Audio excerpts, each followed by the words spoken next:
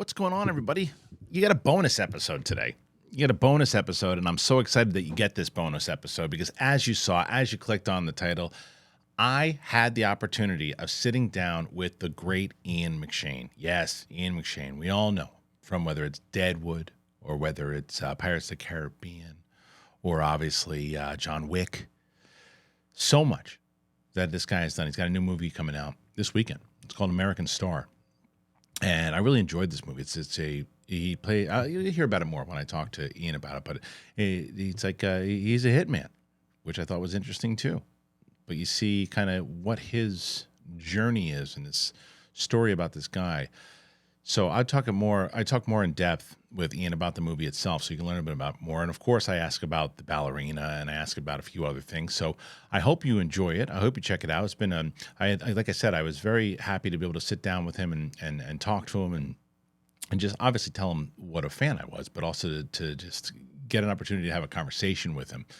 So please enjoy my conversation with the great Ian McShane. Please leave your comments. Please hit like. If you're brand new to the channel, you're just finding it, hit that button right there. Subscribe to the channel. Helps us out tremendously. Appreciate you. See you soon. All right. I am very excited for my next guest, everybody. You guys know him from Deadwood. You know him from John Wick, Pirates of the Caribbean, Hellboy. I can go on and on and on and on and on. This guy's a legend. Ladies and gentlemen, January 26th, American Star is being released, and I have the star of that film, the one and only Mr. Ian McShane. Hello, Ian. How are you? Hey, Kristian. How are you?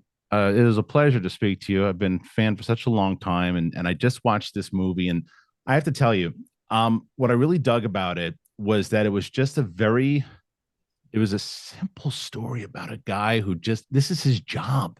This is what he does, and he's going to do this job in this nice little place that at him, he doesn't even seem like he wants to be there at first. He's just like, this is like, I'm not getting off a plane. I've been there. I've been there. And then he gets there. The guy he's supposed to kill isn't there. And so he's got to spend time in this town. And he winds up really falling in love with the town. Where did you first come into contact with this particular story? Because it's probably also, oh, good. I can actually be the hitman and I don't have to go and tell the hitman what to do this time. I've worked with, first of all, the director, Gonzalo Lopez Gallego, who I did a movie with 6 years ago. You might not be familiar with it, called Hollow Point. Okay. It's a terrific little Western noir movie with me, Patrick Wilson, and John Leguizamo. Sure. And he was one of, it's really good. And John Belushi's in it, Jim Belushi's in it. It's a really good little movie, but it never got it got screwed up, as a lot of films do, by distribution, whatever. But we remained friends, and I had enormous admiration for this director. And we remained friends. And about a year after we'd made it and it was out, whatever, and he called me up and he got this idea for a movie. And all he had at the time, he said, "Well, this idea for this film, Wilson." And he also lives in the Canary Islands. And he knows this true story of this ship, the American Star, which is an actual ship that disintegrated on its way, being commissioned by the American government, on its way to being towed, and it only actually disappeared on the waves a couple of years ago in Fuerteventura, the island, where it could only be seen. And he had this, he said the metaphor for life and death, and this guy going there and becoming intrigued. And he brought on Nacho Ferner, the writer, and I was involved. So I was involved from the beginning.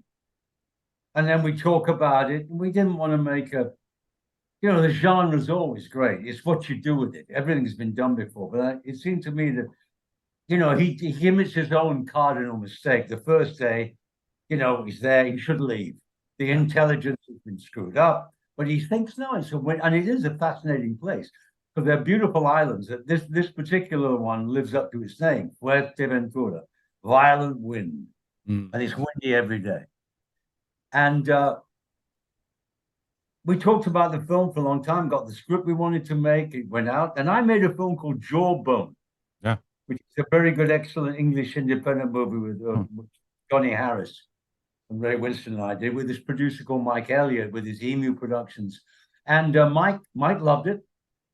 And it took us about a year and a half, and we finally came up with an investment. We had this window to make it in 22.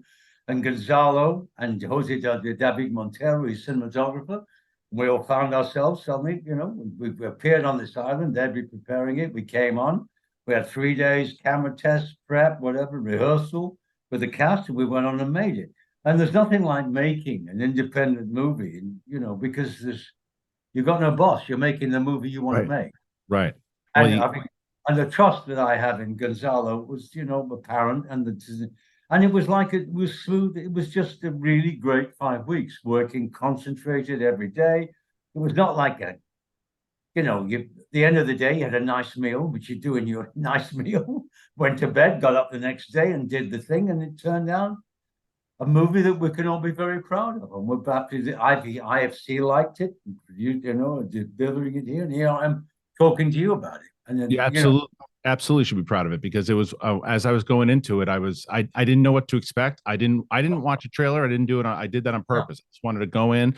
Like I said, I know I've seen so much of your work that I always know what you bring to it, and to see this, and I was very curious because of the John Wick side of it, and because of the yes, it's a hitman, but this is such a dramatically different in tone, obviously, because you have the music in this film, by the way, the music in this film is almost like a separate character, and it sets in motion what Wilson is going through.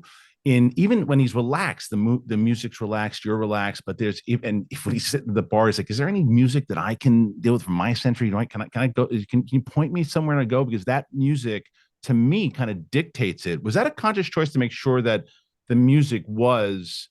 Oh yeah, that's Gonzalo. That's his. I mean, I give it all up to him as a director. I mean, we talked about things beforehand, but you have to have trust in something like that. I mean, he's made, and his idea for the music was his choice was the guy who did it all. And then I think the sort of the opening, being in that hotel there, and those hotels on that island are those hotels that you have to book up like all in. They're package tours. Yeah. It's a package tour hotel, on this. So the very thing of getting into that first, when you see him sitting in the whirlpool, he gets out there wandering around the hotel, and then you have the sort of, the musical act at the hotel, the honoring the final. I love that, the final count. that was the best. That was. I know, and then he goes out, he walks around the island, but it's kind of like. And he makes his own cardinal mistake that he stays. He commits his own, as the kid says to him, Adam negates it. So it's wonderful in the movie. And it's funny though you say that though too, because because I felt like he made the mistake of sticking around, and then he has that conversation. But and again, I'm not obviously going to spoil anything, but when you go through the movie itself, you're like, for what this character has gone through, and kind of seems kind of like, almost like the mundane of his job, and then when these particular things happen, I wonder if he reflects on it down the line, if it was a mistake. Maybe it was something. I mean, granted, there are things that happen that probably is regrettable, but for the most part, this kind of seemed to awaken him a little bit. Oh, I think, he's stirred into life by the fact that the relationship with the little kid, which I love, little Oscar. And then with the girl who in the bar, whatever, when he realizes the link between her and the girl in the beginning of the thing, and he thinks, Jesus, I shouldn't be here. But then American Star, she takes him by surprise, and there's no kind of, it's not a love interest, but there's a spark of something, and she invites him to lunch with her mother. And you think, well, he goes, he does it, and he realizes that his, the son of his best friend who's involved in the organization is there, but he thinks, oh, he'll listen to me, knowing that he's made his own mistakes, but he's having sort of like a semi-good time, if you like, on this island. And then it all falls apart. I know. I felt so bad. I felt so bad for him at times, because as I'm watching, like he's just like, there are like these relationships, but it's like, but though, even when he starts to get settled at all, it's like, there's someone who's going to snap him right back and go, no. Remember what you're here for, or no. And you're like, oh yeah, that you almost forget that he was there for a job in the first place, because he's enjoying. Well, yeah, because it's the fact that what his job is and whatever is really not. It's right. Not. It's just that's not really. I mean, it could be a travel agent, whatever. It doesn't matter. It's just that he commits his own. He knows he's made his own mistakes, but he's feeling human for the first time in a while. You don't need a backstory. And I think it's kind of that movie, as you say, you don't know what to expect. You walk in, it's a great location. I mean, we arrived there. It was an amazing. Yeah, it was great to be in the location, make the movie you wanted. You felt like you left at the end of it, and you go, "We made a movie." That was it. Yeah, I thoroughly enjoyed it, and I think that there was also there was no wastage of extra shots. You didn't need stuff. You know, we had a really good, like civilized time. We get up, make the movie till the light went down, whatever. Then we go off, have a nice meal, talk about each other, and then go to bed and then meet the next day. And nobody over your shoulder telling you what, Yeah, I'm sure. Telling you anything. Well, do you? Let me ask you about that then, because like if there is, because you always hear about when it comes to whether it's actors, directors, it's like the one for you, one for me type situation. Do you have like when it's just obviously you've been in so many big budget movies, you do movies of this scale as well too. Do you have a preference, or is this like no? It just kind of depends on the script and how and what comes across. How do you have a preference on what you really like to enjoy more? Because like you say, you're not taking any orders from anybody on this one. And in the studio, obviously, you got to stay exactly what they want to do when you got to deliver it. I'm curious about that. I've been lucky enough to with working on the John Wick movies, when you're working with really good people as well as terrifically talented people like, Keanu and Chad, the director, when you've worked with them on, over 10 years on, it gets better and better and the budget gets bigger, but it'll be spent in a good way. Sure. And you know what you expect. I never sort of ask when they go, oh, John Wick 4, whatever. And it's not like I've almost said, no, this is what I want from my character. They go through all that. And at the end of it, I'm there to help. I'm there to aid in every way to make it a better movie. On a movie like this, which you're involved with from the beginning, you have more, if you like, more say in it. But once the filming starts, it's over to the director. It's over to Gonzalo. Right. He's the guy you've given. So every day was like, what do we do? And that's also he's shooting it in a very formalistic style. That he's going. It's not like, oh, we need to grab a close-up here. None of that bullshit.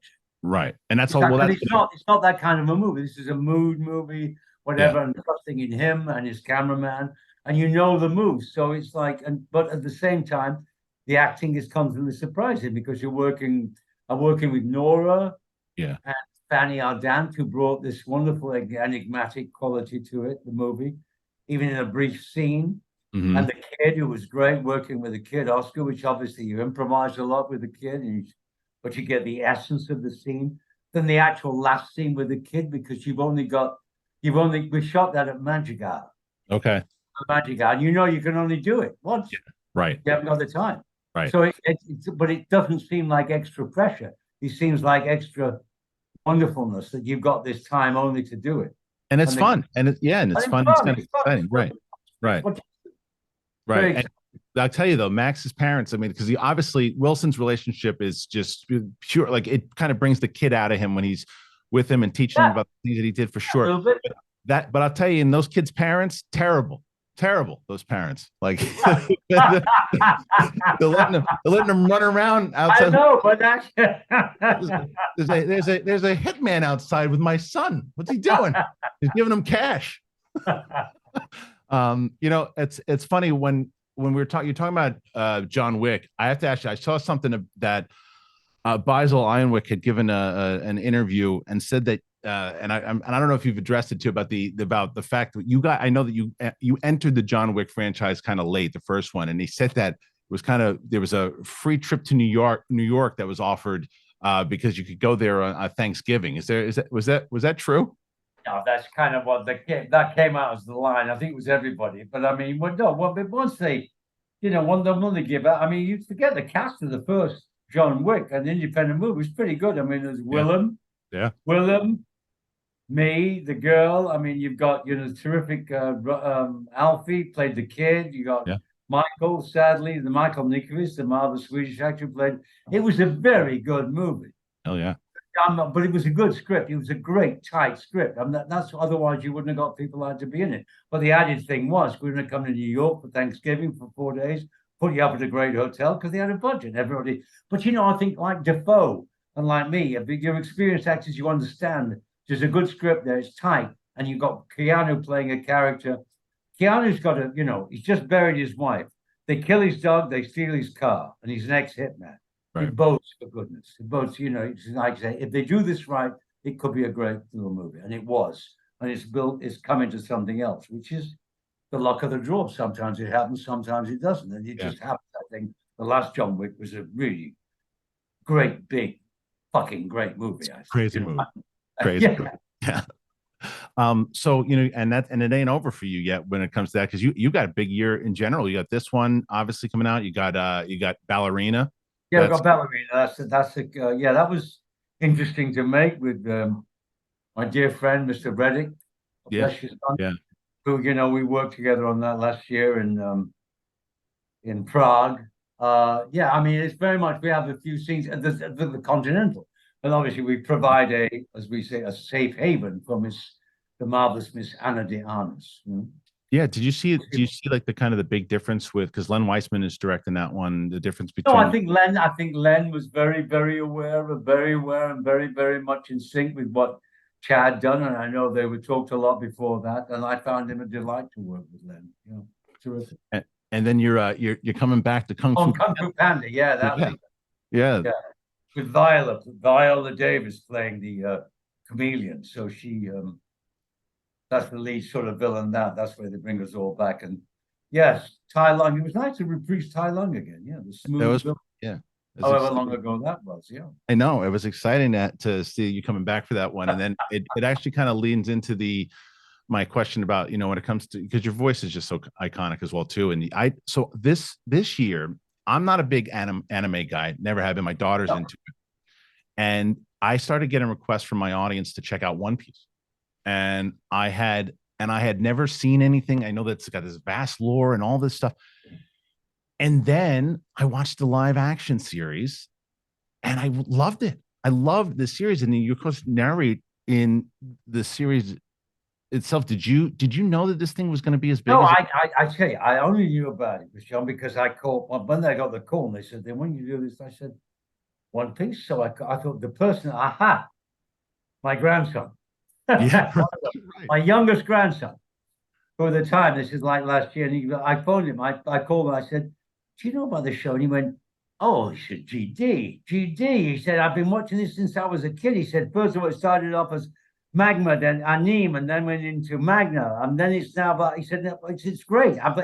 He said, I've just been watching something on it now. I said, well, they've asked me to do what? He said, oh, you've got to do it. There you go. Yeah. And then, so are you doing anything with season 2? And I have no idea they come back again. I have no idea they come back or not. It was a pleasure to do it. I mean, it's like those things. Yeah, you do the voice and they carry on from there. But apparently it was very successful, wasn't it? Good show. Well, obviously they're doing a second series. Yeah. So jumping back real quick, I wanted to ask you, and I didn't ask you before, and I'm mad at myself about American Star, is that what I really loved about Wilson, by the way, is the way that he gives information through like knowledge, because he's kind of closed off, but when he has this relationship with Gloria, there's one particular thing, like when they're talking about like prisons, and he mentions the prison in Belfast, and she asked him a question. She's like, are you an ex-con? And he just goes, do I look like one? No answer. Just do I look at it? It's certain things that he says and the way this. So like, how did you, I guess a two-part question here. Part one is, how did you approach and really want to kind of approach Wilson, of how you wanted to approach his character, but in the same way, were you hesitant at all to be in the hitman world after coming off of doing the John Wick stuff? No, wasn't, because it's a completely candid movie to John Wick. I just, all I knew was that I wanted to, this is a guy that's been closed off from life a lot. So when he's with the girl, he's like, it's difficult to answer questions. He answers obliquely, but without lying in a sense, but obliquely, and he's alone and whatever. And I mean, that was the nature of the script too, because Nacho's natural. I mean, don't forget, it was written in Spanish originally. I think they did a great translation of it. I mean, Nacho and Gonzalo are both Spanish screenwriter and director. But obviously they're fluent in English. But I mean, they left it to me to say, and I always said from the translation, which was pretty good actually from the first time out, that to make his answers as oblique and as short as possible without revealing too much about himself, but without putting her off, because he likes it. He doesn't quite know why she did, but she loves the ship, and her mother says, and her father is in the military, and her mother knows something about. I love that scene with the mother, brother. I love that. Yeah. Or shall I say, widow of the great French director. I mean, Yeah, it was a really good scene. And I oh was yeah, like, that no, but it was it was, but also, but it's funny making it's great being in. You get a more intimate sense when you're making a film like that because you get to know the crew. I love it, because you spend all your time together. So it becomes a more everyday, more intimate relationship, and you feel freer to do whatever, and they're involved on a much not that films on a big level like John Wick aren't involved, but you are more involved. You've only got five, right. a minimal camera crew, a perfectly good one, everybody, but you're all together all the time, and you're traveling to location together. You're in the same, it was a great experience. And luckily, it's turned out to be a good movie that we can all be proud of. Yeah, I recommend the audience to definitely check it out. It's on, again, January 26th, American Star. And again, thank you for spending the time with me. But before you go, I know that you had worked on the remake of Hellboy, and I just wanted to get your overall thoughts on how you thought all that went. I thought David was great now, David Harbour, but something happened on that movie, the end of it, and they're trustworthy, and it all got changed around in production. It wasn't the movie they wanted to make. So got it. I only saw half of it. I thought, they killed it, I think, critically. Not me, but I mean, I was I wanted to do it to pay homage to John, my friend who died, John Hurt, Yeah. Because he played the original character. I thought it would be great, David. But it was a misguided attempt to remake the movie, I think. Yeah, I can see how something like that happens for sure. If I can switch subjects for a second, I have been waiting for you to be in a Star Wars movie.